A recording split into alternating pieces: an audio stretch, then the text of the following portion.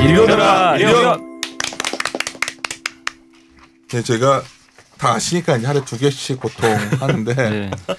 우리가 장이 너무 안 좋아서 우연찮게 처음에 이제 통신했고 3회에서 그렇죠. 사회 방산도 굉장히 방어적인 방어적이죠. 성격이죠. 근데 도대체 나는 방산을 잘 몰라가지고 너무 어려워요. 어렵다기보다 좀 뭐가, 생소하죠. 그래서 많은 저도 오늘 공부하는 시간 가지려고 합니다. 하여튼 사회도 상당히 저는 기대되는 개인적으로 시간인데 하여튼 인사드리고 시작하겠습니다. 윤세 인조입니다. 안녕하십니까, 송치호입니다. 미래가 크게 변할 걸로 보고 있고요. 미래에 어떻게 먹고 살지, 어떻게 돈을 벌어야 될지에 대해서 관심을 가지고 연구하고 있습니다. 오늘 또 미래에 또 이런 전쟁과 무기, 물자 이런 쪽 어떻게 또 변할지 궁금하네요. 관심 있게 듣겠습니다. 반갑습니다. 네, 안녕하세요. 기계 담당 장도성입니다. 네, 안녕하세요. IM 영업팀의 염승환 차장입니다. 반갑습니다. 네. 우리 장도선 연구원이 이제 우리가 인턴으로 뽑아서 그러니까 왔는데 일치월장 하셨어요. 일치월장. 저로 이제 혼자서 독립적으로 딱 써가지고 가져왔는데 처음에는 아직 이게 소개가 많이 안 돼서 세미나가 많이 안 그러니까 잡혔는데 새로운 내용이더라고요. 오늘 기관 투자반들 많이 들으셨으면 세미나 많이 시청해 주시기 바랍니다. 오늘 하자.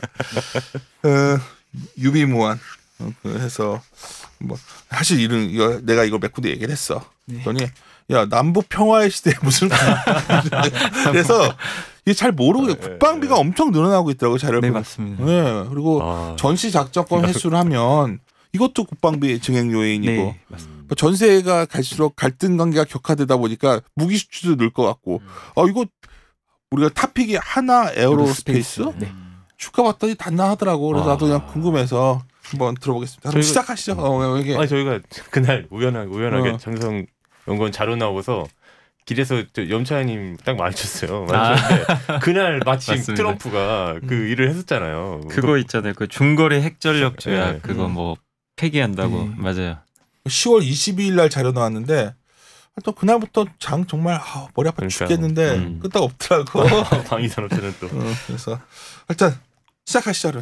네, 시작하겠습니다. 네, 우선 그 방산산업에서 간단하게 설명드리면 일반 좀 제조업이랑 다른 성향을 보이고 있고요. 첫 번째로는 이제 주요 고객이 정부다 보니까 정부의 의존도가 상당히 높은 산업입니다. 그래서 이제 주 매출 원이 주로 이제 정부의 예산으로 보시면 되고 국방이다 보니까 이제 국방 예산이다 이렇게 보시면 될 것 같고요. 참고로 저기 장두성 연구원이 이게 저희가 의도한 건 아닌데 또 저 장교 출신 아닙니까? 네, 공군 학사 장교 출신입니다. 엄청 강조해 진짜 장교 출신들. 전문성이 또 있죠. 전문성이 있어? 치워도 어디 갔다 왔지? 저 카주시아. 카투샤 여기는. 저 공군 나왔습니다. 그냥 사병. 내가 이때 말다. 내가 방위 출신이야. 다양성이 있네요. 다양성이. 공군 장교 출신이죠. 우리 장교 출신들이 꽤 많지 지금. 몇 명 있습니다. 우리 최진영 연구원. 해군 장교 출신들. 반지 끼고 다니시잖아요. 그분 맨날. 엄청 강조해. 근데 정말 우리 도성이는 진영이는 하도 그 장교 출신 같고 도성이는 굉장히 나랑 비슷한 방위 출신일 줄 알았는데 장교 딱 오랫동안 좀 새버렸다. 이렇게 끼지 말라고 내 댓글에서 그렇게 지적을 받았는데 너 자꾸 욕먹게 만드냐 말이야. 도성아, 하자. 네, 방해 안 할게. 알았어. 네네. 그 국방 예산에서도 이제 크게 방위력 개선비랑 전력 운용비 이렇게 두 분류로 나뉘고요. 그 화면에 그림 올라갔죠? 네, 네, 올라갑니다. 네. 방위력 개선비 같은 경우는 이제 저희가 이제 무기를 사거나 전력을 보강하는 이런 데 투입되는 비용이라고 보시면 되고, 전력 운용비는 그 저희가 이제 부대에서 생활하면은 생활관이나 이런 부분에 이런 시설 물자 이렇게 보시면 될 것 같습니다. 이해간다. 네, 그래서 방산업체의 실적에 가장 연관이 높은 거는 방위력 개선비로 보시면 될 것 같고요. 그래서 2018년도에 이제 2019년 예산안 책정 결과가 나왔는데 보시면 정부 국방 예산 같은 경우가 2019년 이제 전년 동기 대비 약 8% 정도 성장한 모습을 보여왔고요. 이제 핵심인 그 방위력 개선비 부분을 이제 3번 그림을 보시면 되겠는데, 2번 그림 우리 잠깐만 하고 넘어가죠. 네네. 이제 이게 확 올라오잖아. 네, 맞습니다. 근데 이제 아까 방위 산업이 일반 산업과 다르다를 얘기하면서 뭐 다품종 소량 생산, 뭐 독과점 이런 말을 하셨더라고요. 저 자료에서는. 네, 그게 맞습니다. 어떤 의미야? 난 그게 되게 생소했거든. 독과점이라는 거는 이제 기본적으로 업체들이 정부에서 지정을 하다 보니까 그 몇몇 업체들만 진행을 하고, 현재 보시면은 이제 저희 뭐 아시다시피 뒤에서 설명드리겠지만 한국항공우주 같은 경우는 항공 분야를 아예 전문으로 맡는 상황이고요. 독점인 상태고, 뭐 유도무기 같은 경우도 현재 약간 과점식으로 해서 뒤에서 설명드리지만 LIG 넥스원이나 이런 식으로 업체를 지정을 몇 개만 해놓은 상태에서 그 업체들끼리 먹는 구조라고 보시면 될 것 같고요. 그래서 이제 항상 방산업체 하면 네. 방산 비리 얘기 나오면서 네네. 항상 기업의 어떤 그 리스크 요인들이 있다 보니까 우리가 사실 잘 접하지 않는 분위기인 것 같거든. 네, 그 부분도 좀 그거는 네. 뭐 현 상태에서는 크게 분석하실 때는 고려하지는 않으셨던 거예요. 네, 크게 고려하지 않았고 왜냐하면 기본적으로 이미 한번 방산 비리가 터져서 한번 이제는 안 정리가 된 거라고 오히려. 봐서 이게 중요한 난 포인트. 네, 그렇게 오케이. 그럼 그 보았습니다. 자료로 들어가서 이 페이지. 네, 이 페이지 보시면 이제 그 방위업체들이 이제 실적과 가장 연관이 있는 방위력 개선비 추이를 보시면 아실 수 3페이지죠? 있겠는데, 네, 3페이지입니다. 보시면 이제 2019년 이제 아까 국방 예산이 8% 성장했는데 방위력 개선비 이제 그거보다 더 큰 13% 정도 14% 정도 성장했거든요. 그래서 이런 부분에 따라서 이제 뭐 바로 이제 이게 방위업체 매출로 반영은 되는 건 아니지만 결국 이 수주장고 부분이 개선된다 이렇게 보시면 될 것 같고요. 그래서 이 국방 예산 방위력 개선비는 단기적인 데이터라고 보실 수 있는데 이제 중장기적인 데이터를 보시면 이제 페이지 4페이지와 5페이지 같이 보셔야 되는데 우선 5페이지부터 보시면은 매년 4월에 이제 국방 중기 계획이라는 것을 발표를 합니다. 그래서 매년 4월에 발표하는데 이게 원래는 올해 4월에도 발표를 해야 되는데 남북 간의 관계가 너무 좋아지다 보니까 아직은 좀 발표가 아직 안 된 상태인 거고요. 기본적으로 2017년까지 발표했던 이제 최근 3년 데이터를 보시면은 2016년에 발표했던 2017에서 2021년 국방 중기 계획에서는 이제 방위력 개선비 비중이 살짝 줄었다가 2017년에 발표했던 부분에서 다시 증가하는 모습을 보이고 있고요.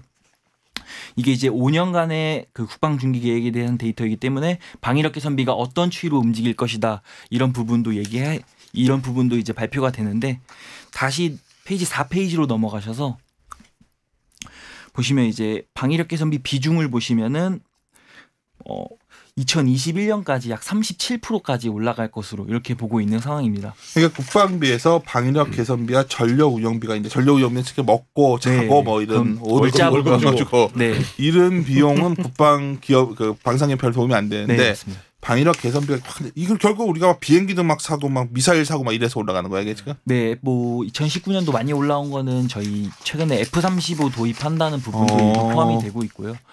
그리고 뒤에서 설명드리겠지만 LIG 넥스원 수주했던 것처럼 그 미사일 유도무기 쪽 수주한 부분 이런 부분이 좀 크다고 보시면 될 것 같습니다. 오케이. 그래서 이제 국방 그 페이지 5페이지 보시다시피 이제 국방 중기 계획도 지속적으로 성장할 것으로 보고 있는 상황인데 이런 이제 이유를 저는 총 3가지로 보고 있는 상황입니다. 첫 번째로는 이제 주변 동북아 국가들이 군비를 확산하고 있는 추세이고요. 두 번째로는 전시 전자권 환수하고 싶은 의지가 상당히 현 정부는 확고하다. 그리고 마지막으로는 국방 개혁 2.0 이렇게 3가지로 보실 수 있습니다. 그래서 첫 번째로 동북아 군비 확산 추세를 보이면 이제 페이지 6페이지고요. 좀 천천히 해도 돼. 네네. 내용 좋은데. 보시면 이제 지역별로 국방 예산 증가율 추이를 이제 나타낸 그 데이터입니다. 보시면은 아시아 같은 경우는 뭐 북한 부분도 있긴 하기 때문에 평균적으로 5%대 계속 지금까지 지속적으로 성장해 왔다고 보시면 될 것 같고요. 특이한 점이 이제 중동 같은 경우가 내려갔다가 올라왔습니다. 중동이 엄청 올라왔네? 네, 이 이유가 이제 중동 같은 경우는 이제 재정 수입원의 주원이 유가다 보니까 유가 수익이다 보니까 2016년 때 유가가 낮아져서 좀 재정 국방 예산이 좀 줄었다가 최근에 좀 반등을 하면서 올라왔다 이렇게 보시면 될 것 같고. 유가 때문이면 중동에 뭔가 군비를 확장하는 분위기야 걔네가 지금. 뭐 확장하는 분위기도 기본적으로 갈등이 그 영토나 이런 그 갈등들이 있기 때문에 그런 부분이 있고 추가로 이런 유가 부분도 좀 있다 이렇게 보시면 될 것 같습니다. 그래서 뭐 주변 저희 동북아 부분인 아시아가 5%대 꾸준히 성장하고 있다 이런 부분에 따라서 이제 전반적으로 일본 같은 경우도 2017년 5조 1천억 원엔 지금 국방 예산 책정을 한 상태고 2018년에 또 추가로 5조 2천 원에 그리고 2019년 최근에는 이제 5조 3천억 원으로 지속적으로 늘리고 있는 추세에 있고요. 이에 따라서 이제 일본 같은 경우도 이런 국방 예산 부분을 좀 많이 늘리고 있고 중국도 군 현대화를 하면서 좀 예산을 많이 집행하고 있고 러시아 또한 이런 식으로 집행을 하기 때문에 우리나라가 이제 뭐 북한만 보고 국방 예산을 줄일 수는 없는 이렇다 이렇게 보시면 될 것 나같이 같습니다. 아마추어가 이제 계속 남북 평화무대인데 안 줄여 하는 게 아니라 지금 주위 환경을 보면 네. 우리도 줄일 수는 없다는 거야. 네, 북한이 싫어할 거 아니야. 북한이 싫어하는 부분도 네 그런 부분도 있어서 지금 최근 국정감사에서 또 얘기 나오는 부분인데 기본적으로 합참 의장이 얘기한 걸로 따르면은 뭐 북한의 비핵화가 진행되는 수준에 따라서 그 좀 이제 좀 유연하게 좀 대응을 하겠다 이런 식으로 대답을 했거든요. 근데 아직 북한 비핵화에 대해서 구체적인 조치가 일어나지 않고 있는 상황이고 북한 비핵화가 어느 정도 진행되고 있는지 이런 부분이 아직 확인이 안 되기 때문에 현 정부에서는 그런 게 확인이 되기 전까지는 지속하려고 한다고 이렇게 보시면 될 것 같습니다. 도성이 잘하고 있어. 전에는 이렇게 하면 되게 당황했을 텐데 끝까지. 그러니까 비핵화가 진행된 속도에 따라서 우리가 국방비가 가는 거기 때문에 네. 함부로 우리가 이 계획을 바꿀 수는 없다는 네, 거지. 맞습니다. 그리고 늘어나고 줄어들고 요 뭐 이런 부분들은 네. 이제 뭐 우리나라 자체적인 거라기보다는 외부 환경에 더 많이 결정되는 건가요? 그럼? 외부 환경도 적용된다라고 보시면 될 것 같습니다. 음. 기본적으로 군대에서도 뭐 중국이나 러시아들도 잠재적인 위협이 될 수도 있는 국가라고도 볼 수 있거든요. 사실 어느 정도 뭐 그렇게 근처에 있기 때문에 그런 부분 때문에 만약에 뭐 위협이 될 경우에는 대응을 해야 되고 하지만 그런 대응의 준비가 안 돼 있게 되면은 뭐 과거 일본 사례처럼 돌아갈 수도 있기 때문에 그런 부분 때문에 일부 이런 국방 예산은 좀 지속적으로 증가하지 않을까 이렇게 보고 있다고 보시면 될 것 같고요. 이제 요번에 이제 이 현 정부의 좀 특이점으로 보실 수 있는 부분인데 두 번째로 이제 페이지 7페이지입니다. 이 전시작전 통제권 이 현 정부는 이 전시작전 통제권의 환수와 의지가 되게 상당히 확고하다고 보실 수 있는데요. 기본적으로 이 전시작전권에서 먼저 말씀드리면은 이 작전 통제권이라는 거는 우선 평시와 전시로 나눠지고 있고요. 평시 같은 경우는 한국군의 이제 합참의장이 소유하고 있는 상황입니다. 전시는 저희 그 6.25 전쟁 때 이수만 대통령이 메가더 장군에게 이양을 하면서 현재 전시 작전권은 미국에 있다 이렇게 나 이것도 보시면 제대로 될것 모르겠어. 같고요. 작전 통제권이 다 미국에 있는 줄 알았는데 평상시에는 그러네요. 합창자한테 네. 있고 전쟁 나면 미국한테 하는 네 거구나. 맞습니다. 평상시에 우리가 뭔가 군부가 약간 전쟁을 나쁜 일으키고, 짓을 하면은 전쟁을 그거는 일으키고. 군부에서 할 수 있는 거네. 뭐 그래서 뭐 진돗개 같은 거 발령하고 그런 부분이 아. 역시 장교는 다 야. 진돗개라고 역시 다르다. 야 멋있네. 그래. 그리고 그래서 뭐 현 정부에서 확고하다 이렇게 보시면 되고 이 전시작전권의 이제 변천사를 이 페이지 7페이지 표를 보시면은 기본적으로 노무현 정부 때 2007년도부터 이 작전 전환 합의를 진행을 해 왔고요.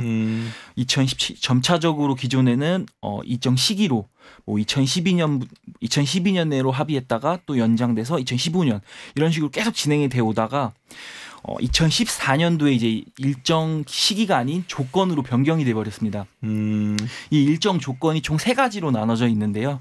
첫 번째로는 이제 한반도 내 이제 영내 이제 안보 환경 부분이 있고 두 번째가 이제 한미 연합 방위를 이제 자기네들이 주도할 수 있는 핵심 능력을 구비해야 된다. 그리고 세 번째가 북한의 핵 미사일에 대응을 할 수 있는 능력을 구비해야 된다. 이렇게 3가지를 그 전시 작전권 환수할 수 있는 조건으로 건 상태이고 이런 조건을 환수하기 위해서는 현재 뭐 뒤에서 얘기하겠지만 한국형 삼축 체계라고 그런 체계를 좀 구축을 해야 된다. 그에 따라서 국방 예산은 지속적으로 증가한다. 이렇게 보시면 될 것 같습니다. 궁금한 거 없어, 염차장은? 이렇게. 저는 이제 이게 여기 전시작 조건 보니까 이제 네. 미군 그러니까 이게 결국 뭐 나중에 어떻게 될지 모르겠지만 미군도 뭐 철수도 할 수 있는 거잖아요. 네. 그렇게 됐을 때 이 방위 산업체 입장에서는 이게 미군이 만약에 나가게 되면 호재지. 그거를 이제 결국 한국이 메꿔야 되니까 네. 굉장한 이게 호재로 봐야 되나요? 근데 이렇게도 또 예전에 어느 분이 이런 말씀도 하셨는데 근데 결국 미국이 나간다는 건 또 한반도에 평화가 온다는 또 역설적인 의미도 있기 때문에 결국엔 결국 이 방산업 전체로 봤을 때는 이게 줄어드는 거 아니냐. 난 정확하진 않은데 그런 얘기도 독일이 하시더라고요. 통일 이후에 국방비가 그렇게 크게 안 줄었다 그러던데.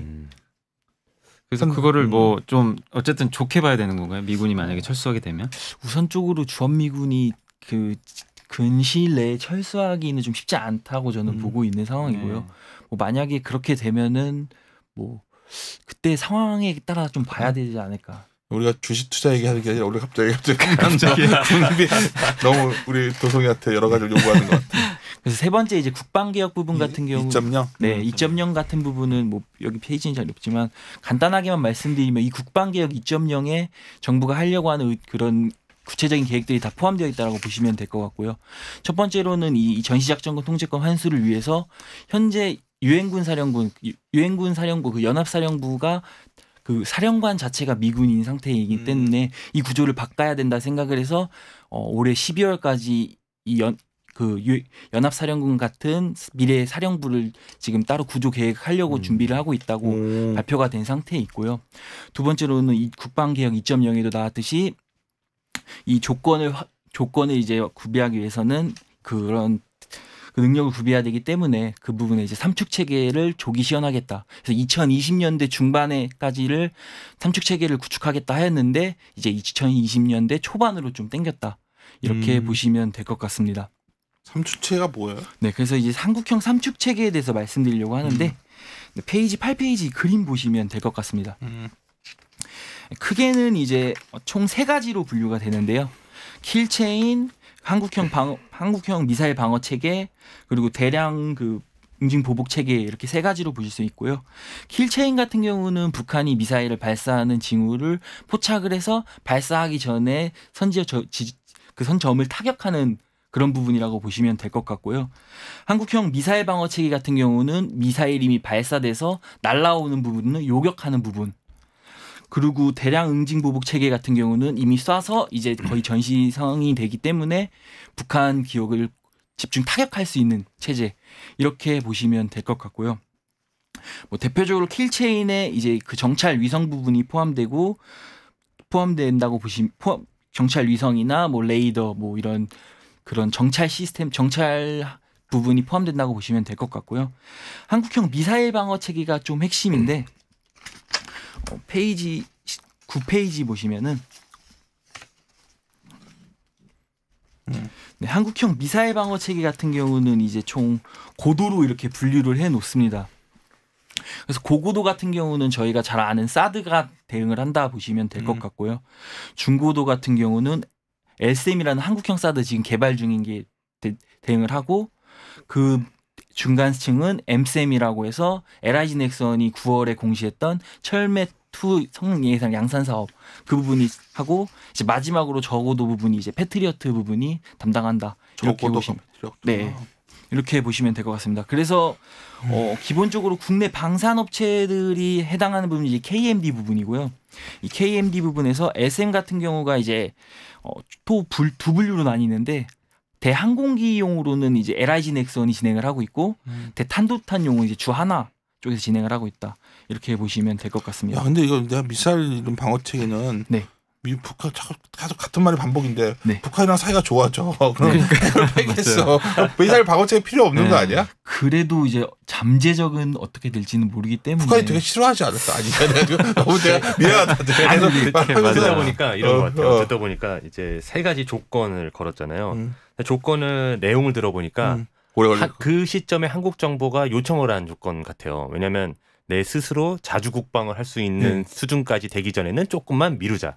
근데 이제 그렇게 해서 한국형 삼축 체계하고 윤쌤님 말씀하신 것처럼 미사일 구축하고 있으면 이제 미국은 뭐 예를 들어 트럼프 같은 경우는 자기네 국방비 줄어드니까 일단은 뭐 좋을 수도 있겠지만 일단 자기 거 들어오고 사오니까. 근데 이제 그 과정에서 북한은 되게 싫어하는 여러 가지 뉴스플로어가 나온단 말이죠. 네, 최근에도 뭐 그런 뉴스도 그렇죠. 많이 나오긴 그렇다면 했고. 이제 이 모든 것의 이제 하나의 중요한 전제 조건은 이제 북한과 한국과의 관계보다는 이런 류에서는 그러니까 북미 관계인 거고, 그죠? 북미 관계인 거고, 한국은 이 과정을 그거와 관계없이 갈 거다.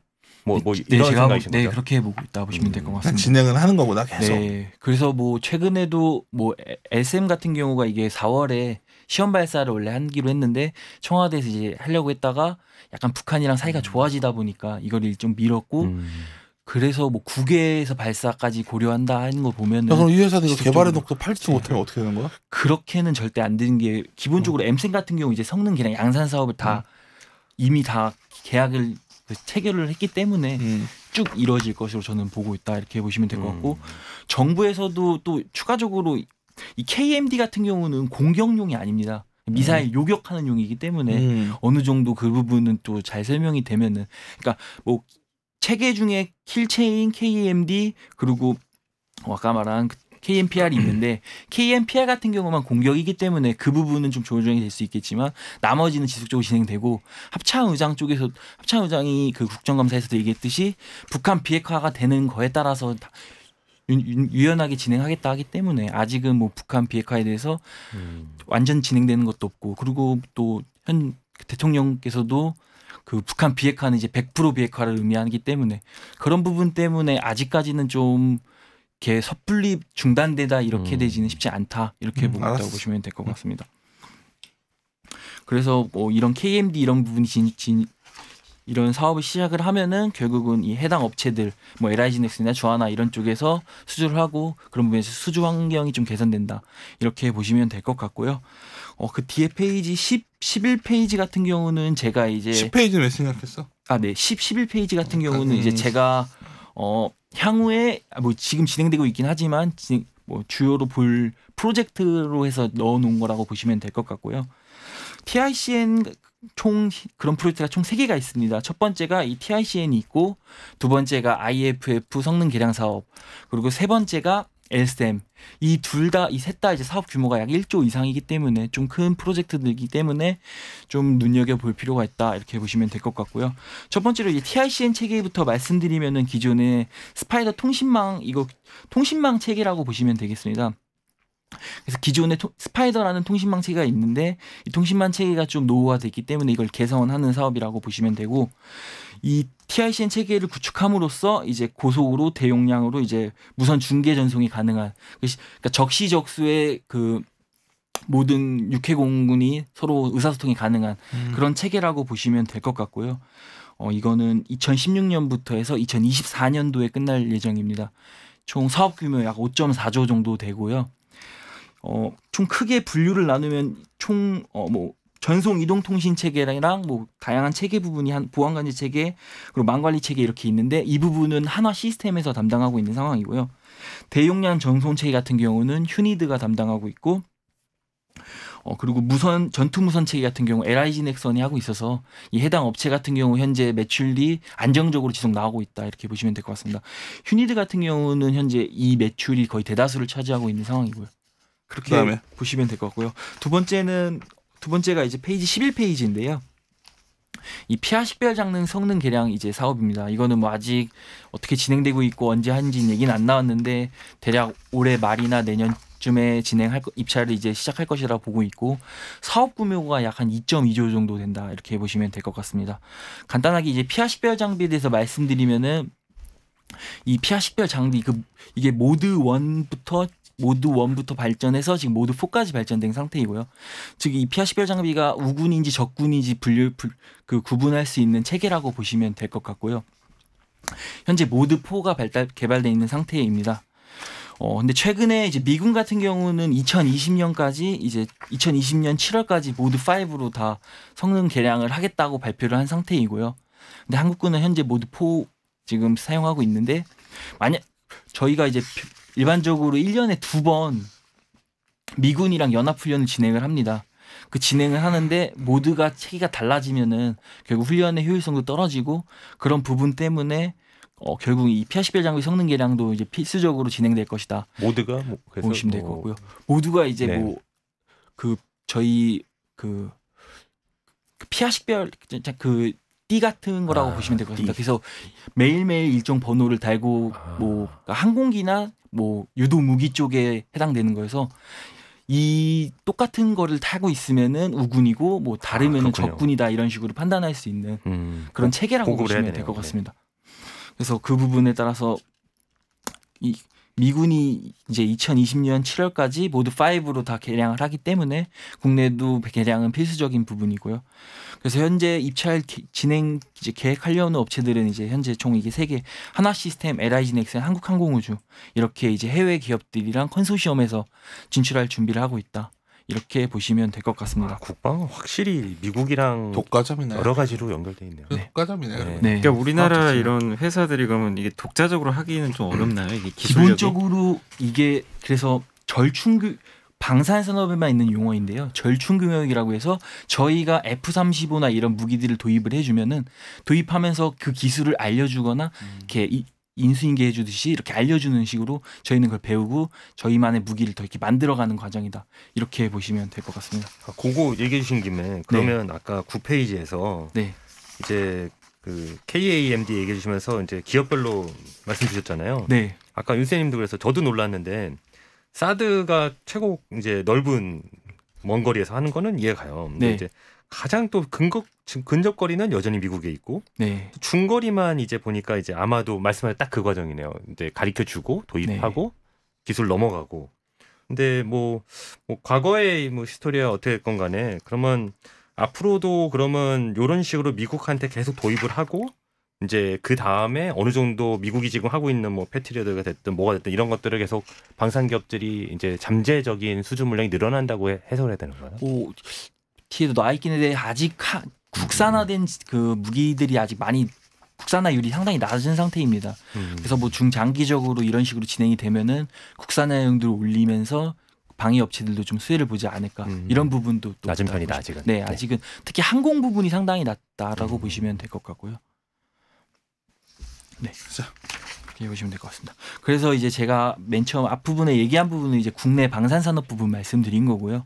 방산산업 이제 또 다른 매출이 가능한 부분이 이제 방산 수출 부분이 있습니다. 이 부분이 난 상당히 흥미로웠어요.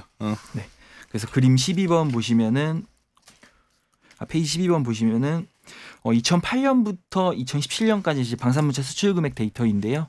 보시면 2018년부터 2017년까지 연평균 이제 13.5% 지속적으로 성장을 해 왔고요. 그래서 이제 이 성장을 해 왔는데 과연 어떻게 변해 왔는지를 더 구체적으로 보려면은 페이지 13페이지, 14페이지입니다.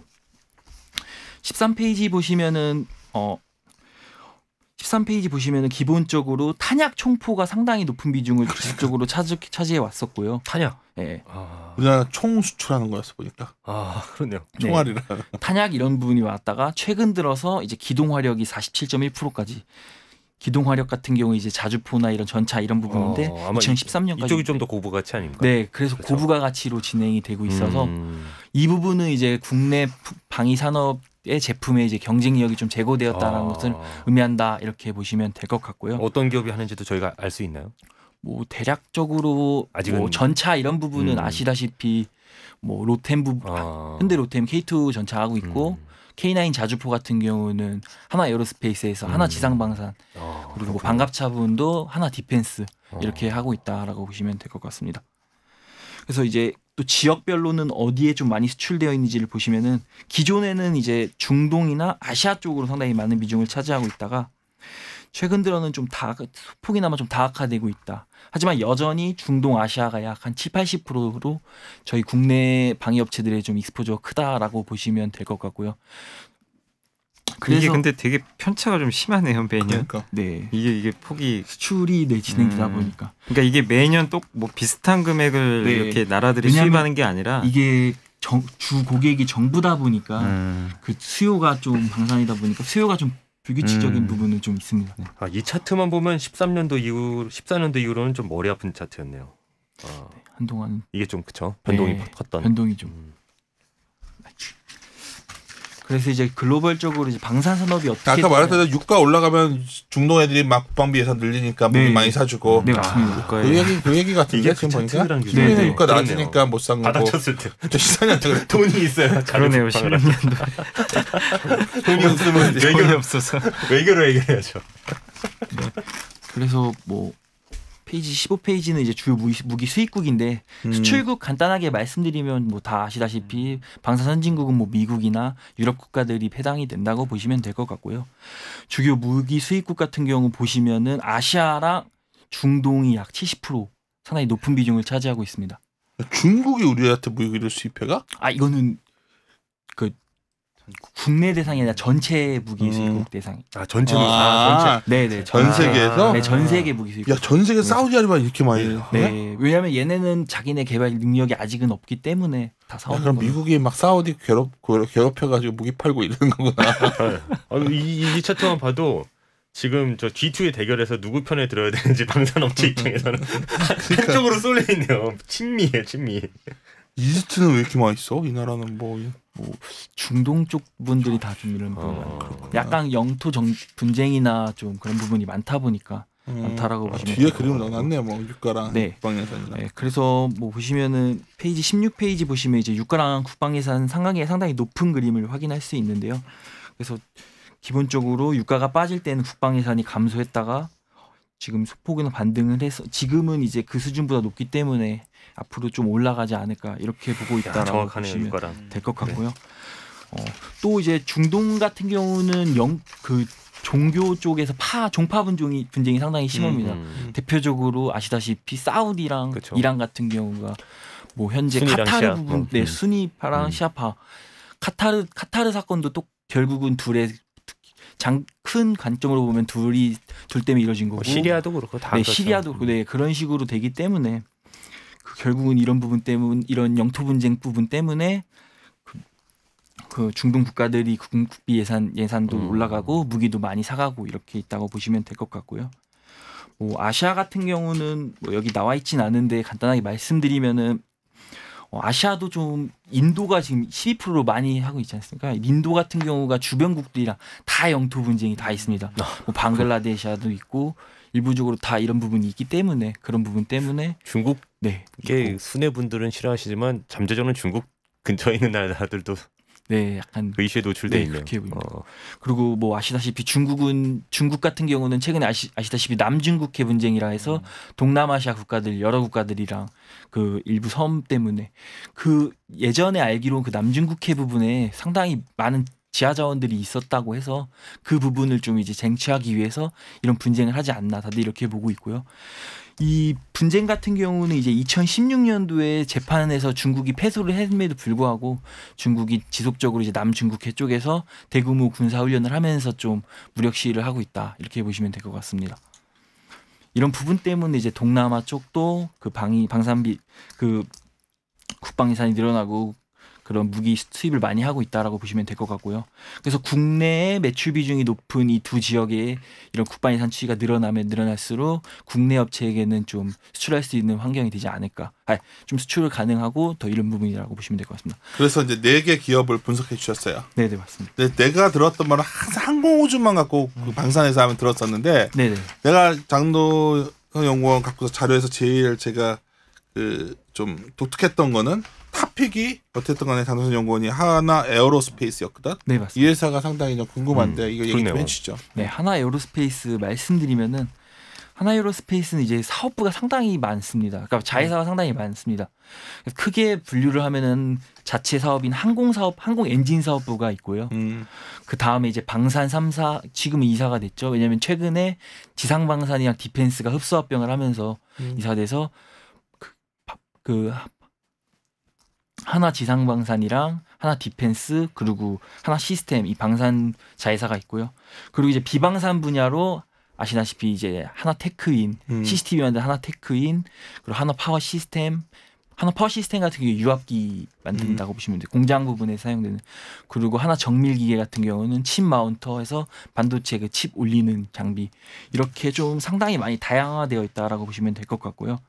제가 이제 보는 포인트로는 항공 엔진 사업부 같은 경우는 기본적으로 그 항공 엔진을 만드는 업체에게 이제 OEM 납품을 하는 회사라고 보시면 납품을 하는 일을 하고 있고요. 현재 이 PW라는 항공 엔진 만드는 업체랑 그 계약을 해서 2060년까지 GTF 엔진이라는 엔진을 개발하는 걸로 진행을 하고 있습니다. 2060년에 우리가 몇 살이지 돼가지고 2060년. 그러니까 2060년까지 계속 개발하면서 2060년 이 회사는 존속된다는 건가요? 계약을 해서 계약 구조가 이제 RSP라는 리스크 쉐어링 프로그램이라서 일부 비용도 자기네가 분담을 하다 보니까 매년 항공 엔진 부분에서 좀 RSP 비용이 발생을 하고 있다 이렇게 보시면 될 것 같고요. 2017년이 한 약 500억 정도 나갔고 2018년 950억, 2019년도 약간 이런 비슷한 수준으로 좀 이쪽의 비용이 좀 많이 나가고 있다. 조금만 더 설명해 주실 수 있어요? RSP에 대해서. RSP는 그러니까 리스크 셔링 그 프로그램이라고 해서 이 GTF 엔진을 개발하고 이런 부분에 대해서 나가는 비용을 이제 일부 포션만큼 쉐어링하고 있다라고 보시면 이 회사는 그 개발하는 동안은 하나 돈 못 버는 거예요? 돈 버는데 이제 나가는 비용도 워낙 있다 보니까 네. 부담이라는 건가요? 네, 이 GTF 엔진이라는 것 자체가 차세대 엔진이어서 기본 엔진 대비해서 연료 효율이 약 18% 정도 높은 전차에 들어가는 항공기에 들어간 겁니다. 네. 그래서 뭐 저희가 아는 보잉이나 에어버스 쪽에서 이런 제품들 타는 항공기에 이런 엔진들이 들어간다 이렇게 보시면 될 것 같고요. 그 엔진 비중이 굉장히 크나요? 항공기에서 비중이 가장 크다고 봐야 되나요? 아마 어느 정도는 10% 이상은 제가 하는 것으로 알고 대단하네요. 있습니다. 어떻게 네. 보잉 같은 그런 글로벌 굴지 기업의 네. 네. 왜냐면 PW라는 업체도 그러니까 항공 엔진 사업이 뭐 롤스로이스나 G, 뭐 PW 이렇게 세 회사가 거의 좀 가점 형식으로 이루어진 상태이고요. 하나 에어로스페이스가 이 항공 쪽에 수주한 것도 많은 상태인데 그 일부분 이제 셋 다 고객이어서 나가고 추가로 이제 PW랑 이런 RSP 사업을 같이 진행을 하고 있다. 이렇게 보시면 될 것 같습니다. 그래서 에어로스페이스 항공 매출은 이제 높은 수주 잔고로 안정적으로 나오는 상태이고 추가로 이제 GTF 엔진 나중에 매출이 나오면서 크게 이제 외형 성장도 가능하지 않을까. 그러니까 2060년까지 개발을 그러네요. 한다는 의미는 아니고요. 요거는 일반 항공기가 계약을 아니라 이제 진행한다. 보잉의 예를 들어 국방용 항공기 이렇게. 뭐 국방용보다 일반 항공기도 일반 되고, 네, 다양하게. 이건 된다고 방산인데 보시면 될것 방산 같습니다. 아닌 포인트가 또 있네요. 네, 이거는 방산 네, 아니라고. 근데 추정치가 30 여기 자료는 아닌데 야 연간 실적 추정하려면 이건 뭐 항공, 지상 방산, 디펜스 시스템 이거 따로 다 해야 되는 거야? 네, 이게 사실 방산 산업의 단점이라고 어렵네요. 볼 수 이거 있는 게 어떻게 추정? 이거 어떻게 한 거야 이거를? 뭐 궁금해서 그런 거야. 추정이 쉽지는 않았어요. 난뭐 일만 좀 표를 딱 이거 노가다 뛴 건데 네가 그렇죠. 모델 다 만든 거야? 그렇죠. 근데 뭐 자세히 하시면 네. 힘들죠. 잘했다, 진짜. 근데 뭐 여기는 안 넣니? 네네네 여기는. 여기는 안 넣구나. 이런 게 정말 많이 들어가는 건데. 그렇죠. 하여튼 인쇄 자료에 38페이지에 있는 표인데 이 산업별로 다 따로 추정을 하셨네. 네, 보통 이렇게 돼 있어요. 그래서 얘기를 좀 해줘요. 네, 그래서 그림 페이지 18번, 그러니까 페이지 18페이지처럼 이제 보시면은 RSPB 이 회사가 그 방산업체도 이제 인수를 한 거거든요. 그러다 보니까 조정 비용이 좀 포함이 된 이 부분을 제외한 이제 포함이랑 제외 기준의 OP 마진 추이를 보시면은 좀 크게 벌어져 있다 이렇게 보시면 이런 기업은 되고. 그러면 항상 이렇게 제외와 포함을 해서 봐야 되는 거야? 네, 항상? 이 회사는 그렇게 보시는 게 좀 낫지 않을까 보고 있습니다. 그래서 뭐 이건 좀 항공 억울한 기업이네요. 뭐 바이오 기업 이런 것들 보면은 네. 뭐 정반대로 하는 경우도 있는데 네. 비용이 들어가서 되게 실적이 눌려 보이는 부분이 있네요. 네. 미래에 대한 비용인데. 그리고 최근에 또 이틀 전에 공시된 부분인데 주 하나에서 항공 사업 부분의 항공 일부 부품을 만드는 그 부분을 이제 하나 에어로스페이스가 에어로스페이스 쪽으로 이제 양수 넘기기도 하고 양도하기도 하고 뭐 이런 식으로 점차적으로 에어로스페이스를 뭐 한국의 락히드 마틴식으로 만들려고 지금 하나에서는 얘기한다라고 하더라고요. 즉 좀 거대한 방산 아까 지방 방산 그러니까 되게 야 이거 공부를 해봐야겠다. 왜냐면 되게 독특한데. 그러니까요. 테크인 가 있고 새로운- 네. 방산 가 있고 자주포 만드는 데고 네. 거기는. 그래서 제가 방금 얘기한 이제 항공 엔진 부분 말씀드린 거고 방산 간단하게 말씀드리면은 하나 지상 방산이랑 디펜스 하나 지상 방산이 있고 지상 방산의 자회사로 원래 디펜스가 있었는데요. 최근에 공시로 하나 지상 방산이랑 디펜스랑 흡수 합병을 해서 이제 하나로 뭐 이 합병을 하면서의 효과는 따로 기존의 지분율이 100%이기 때문에 효과는 따로 없다 이렇게 보시면 될 것 같고요. 하나 지상 방산 같은 경우가 저희가 아는 K9 자주포를 생산하는 업체라고 보시면 됩니다. 그래서 아마 방산 수출 물량 중에 하나 K9 자주포가 제일 많다라고 보시면. 포가 되게 좋은 포라고 하더라고. 네, 그러니까 국내 무기 수출 거 중에 아마 K9 자주포가 제일 많다. 이거는 그래. 네. 다큐에서도 봤으니까. 뭐 그래서 국내 같은 경우가 현재 내년까지 딱 양산 단계에 진입을 하는데 내년에 2019년에 종산이 되긴 합니다. 네, 추가적으로 성능 개량을 할 것이라 하기 때문에 뭐 그 감소하는 영향은 좀 미미할 것이다라고 보시면 될 것 같고 그 수출이 뭐 인도나 뭐 다양한 지역이 있기 때문에 그 부분도 이제 지속적으로 발생한다 이렇게 보시면 될 것 같고요. 디펜스가 이제 장갑차랑 뭐 비오복합이라고 해서 장갑차에 LIG 넥스원의 신궁이라는 무기를 이렇게 다는 식으로 진행을 하는. 신궁이 옛날 우리나라 활 먹으면 뭐지? 신궁 네, 미사일이야? 신궁은 그 휴대용 유도 미사일이라고 보시면 돼요. 공대 미사일. 지대공 미사일, 야, 항공기나 이런 휴대용이요? 부분. 네, 2명이서 이렇게 발사가 무겁겠다. 네, 그렇게 빠지겠네. 그렇게 보시면 될 것 같고. 그리고 가장 중요한 게 방산 쪽에서는 시스템을 좀 크게 보셔야 되는데 아까 얘기했던 TICN에서 세계 체제를 하나 시스템이 한다고 했잖아요. 약간 5.4조에서 약 50% 정도가 이 하나 시스템이 가져가기 때문에 2024년까지는 안정적으로 우선 매출이 나온다. 하나 SS가 여기로 들어간 거야? 네, 맞습니다. 하나 그럼 SS가 SS가 핵심 그거 회사인데. 네, SSC. 그 아마 내부 거래 때문에 이렇게 한 거구나. 그럴 가능성이 네, 꽤 높죠. 맞습니다. 그래서 그래서 8월부터 이렇게 들어가서 아마 3분기는 뭐 온기로 반영 안 됐지만 4분기부터는 시스템 쪽 외형 성장이 좀 크게 일어나지 않을까. 진짜 좋아지겠네. 네. SI 업체다 보니까 네, 그렇게 보시면 될 것 같고. 그래서 방사는 그렇게 보시면 되고 테크인 같은 경우는 이제 CCTV 만드는 업체인데 얘네가 원래는 중국 쪽으로 많이 나갔다가 중국 업체들 때문에 많이 안 좋아서 실적도 많이 안 좋고 많이 안 좋았었습니다. 그러다 최근에 이제 미국 쪽으로 방향 돌렸는데 마침 아시다시피 중국 CCTV 백도어 문제가 발생을 하면서 뭐 그 미국 정부에서 국방수권법으로 이제 내년 발효할 부분이 미국 그 정부 시설에 이제 중국 CCTV 설치가 안 되거든요. 이제 그런 부분이 또 틈새 시장으로 진출할 수 있지 않을까. 오히려 기회. 네, 테크인한테는 기회로 이렇게 보시면 될 것 그런 같습니다. 좋은 점이 많네요. 네, 그 외 뭐 비방산 부분은 아직 비중이 크진 않지만 뭐 파워 시스템은 그냥 고정적으로 나오고 있고 어느 정도 이제 점점 턴어라운드하고 있다라고 보시면 될 것 같고 정밀 기계는 그 수요처가 다양하기 때문에 뭐 반도체도 될 수 있고 전자제품도 될 수 있고 즉 칩을 올리는 그런 기기 때문에 좀 지속적으로 한 20%대 꾸준히 성장하고 있는 그런 좀 사업부가 많이 다양하다라고 보시면 될 것 같습니다. 그래서 제목처럼 이제 방산이랑 비방산 분야의 조화라 딱 그 느낌 그대로. 앞 내용과 보시면 연동시켜 될것 봐도 같습니다. LIG 넥스원 같은 거는 그 미사일과 연동된 게 그렇죠. 네, 많고 맞습니다. 얘는 뭐 자주포 있고 네. 얘가 에어로스페이스가 좀 그런 리스크도 줄일 수 있는 거네. 네, 좀 맞습니다. 화해. 그러니까요. 사실 옛날에 다 LIG 넥스원 얘기했었는데 그렇죠. 넥스원은 어떤 네, LIG 넥슨 말씀드리면은 LIG 넥슨 이제 사업부 크게 PGM이 유도무기라고 보시면 될 것 같고요. 이게 유도무기라는 거야? 네, C4I라고 써 있는 게 이제 장비 통신 장비 부분이라고 보시면 될 것 같고 AEW가 이제 항공 전자전 장비, 항공기에 들어가는 장비라고 보시면 될 것 같고 ISR이 이제 레이더 이렇게 보시면 될 것 같습니다. 그래서 유도무기에 많이 특화가 돼 있다 보니까 뭐 LIG 넥슨 하면 유도무기가 현궁, 뭐 신궁, 천궁 다양하게 있는데 얘가 그런 부분 때문에 매출 비중이 상당히 높은. 그래서 LIG 차지하고 넥스원 주가는 있는 계속 안 좋았던 거구나. 뭐 그 그러니까 LIG 넥슨 같은 경우는 이제 사실 이렇게 매출 그러니까 시장 대비 대비해서 좀 많이 시장 기대치 대비 좀 많이 낮은 실적을 많이 보여준 부분도 있기 때문에 있어서 숫자가, 네 그런 부분 때문에 좀 사람들이 좀 그런 불확실성 부분 때문에 좀 그렇다고 보시면 될 것 같습니다. 하지만 이제 LIG 넥슨 같은 경우는 이제 페이지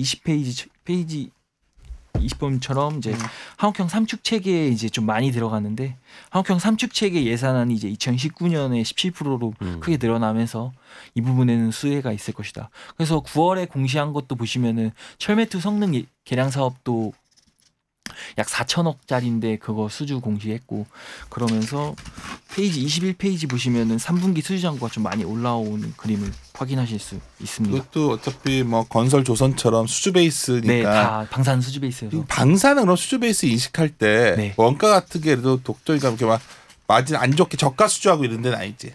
방산 정확히 말씀드리면은 국방방사는 앞에서 말씀드리지 않았는데 일정 이윤을 고정을 해줍니다. 좋네. 이건 수산업이어도. 근데 일정 이윤을 고정을 해주는데 뭐 이게 이윤을 제고시키고 이러지는 못하는 야, 많이 판매한다고 제고시키고 한국 사회에서 수주 베이스의 기업들이 얼마나 오래전 역사를 갖고 있는데 방산이 그러니까 그 수주 이제 말씀하셔서 궁금한 게 그 항공우주는 사실 이번에 수주 실패했잖아요. 근데 이제 그렇죠. 방산 수주 보면 보잉은 또 엄청나게 헐값으로 막 이렇게 네. 절반 정도 했다고 그러는데 그게 결국 나도 가격이 중요한 건가요? 결국 그 이 방산에서도 가격이 중요한 건가요? 그러니까 아니면 결국 무기인데 네. 신뢰나 네. 품질이 더 중요한 건지. 근데 항공우주 떨어진 거 보면 가격도 이게 참 무시 못할 것 같은 요소 같기도 하거든요. 실질적으로는 제가 보기에는 이제 무기의 신뢰가 가장 중요하고 그치. 그 다음이 가격이라고 보시는 게 맞는 것 같고요.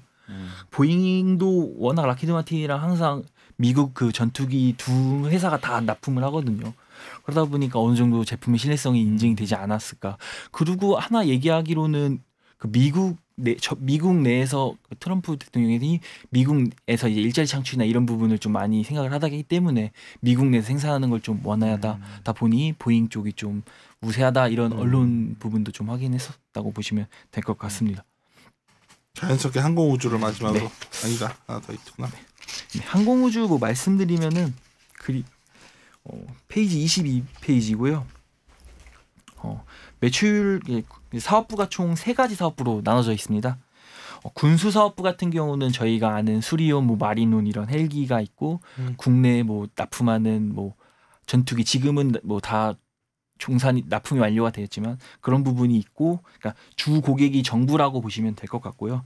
이 완제기 수출이라고 할 수 있는 게 FA50이나 T50 그 한국 항공우주에서 자체적으로 제작한 항공기를 해외로 수출한 부분이라고 보시면 될 것 같습니다. 그리고 마지막으로 이 기체 부분 같은 경우가 그 보잉이나 에어버스 이런 항공사의 그 항공기 기체 부품을 납품하는 부분, 이렇게 3가지로 보시면 되겠고요. 간단하게 페이지 23페이지 그 최근 항공우주 주가 추이 먼저 말씀드리면은 보시면은 18년 7월 17일에 마린온 헬기 추락 사고가 나면서 주가가 많이 쫙 빠졌었고요. 그 이후에 이제 APT가 발표된다는 9월쯤에 발표된다는 것 때문에 기대감으로 올라왔다가 그 수주 실패하면서 또 많이 내려와 있는 상태라고 보시면 될 것 같습니다. 하지만 뭐 APT가 워낙 사업 규모도 크고, 사실 사업 규모가 커서 만약에 저희가 좀 저가로 들어가서 마진은 안 좋더라도 사실 가장 큰 거는 잠재 물량이 크거든요. 이게 F-35를 탈 사람들이 이제 전에 타기에는 고등용 훈련기인데 이게 결국은 잠재 물량이라 할 수 있는 게 해군 물량이 있고요. 추가로 이제 F-35를 해외 수출을 할 때 뭐 국내도 F-35를 도입한 것처럼 F-35를 도입한 국가에도 추가로 납품을 할 수 있는 부분, 이런 부분이 좀 아쉬운 부분이라고 볼 수 있는 거고요. 하지만 뭐 이미 수주는 실패해서 뭐 그 부분 어쩔 수 없다 이렇게 보시면 될 것 같고, 그에 따라서 수주 실패에 따라서 사실 이번 분기 일부 비용도 좀 아마 나갈 것으로 보고 있다 이렇게 보시면 될 것 같습니다. 그래서 뭐 하지만 APT 수주 실패하였지만 여전히 세계 사업부가 여전히 신사업은 상당히 순조롭게 진행되고 있다라고 보시면 될 것 같고요. 뭐 다들 아시다시피 3가지 사업은 KF-X 한국형 전투기 사업이 하나 있고요. 그 다음이 이제 소형 무장 헬기, 소형 민수 헬기, 이렇게 총 헬기 사업 2개 이렇게 있다 보시면 될 것 같습니다. 이 부분도 순조롭게 진행되고 있고, 한국 항공우주가 기본적으로 매출 인식을 올해부터 그 인도 기준으로 바꿨는데, 이런 개발 사업 같은 경우는 진행률 기준으로 하기 때문에 지속적으로 이쪽에서 매출 나오고 있다. 이렇게 보시면 될 것 같고, 향후 이 KF-X 이 7조 같은 경우가 이 체계 개발 사업이거든요. 양산하면은 또 계약을 할 거란 말이에요. 그렇게 되면은 또 추가적으로 매출이 나오는 그런 외형 성장도 충분히 가능하다. 이렇게 보시면 될 것 같습니다. 이 셋 다 체계 개발 사업이라고 보시고 양산 사업은 별도라 이렇게 보시면 될 것 같습니다. 차분하게 오늘 들어봤는데 네.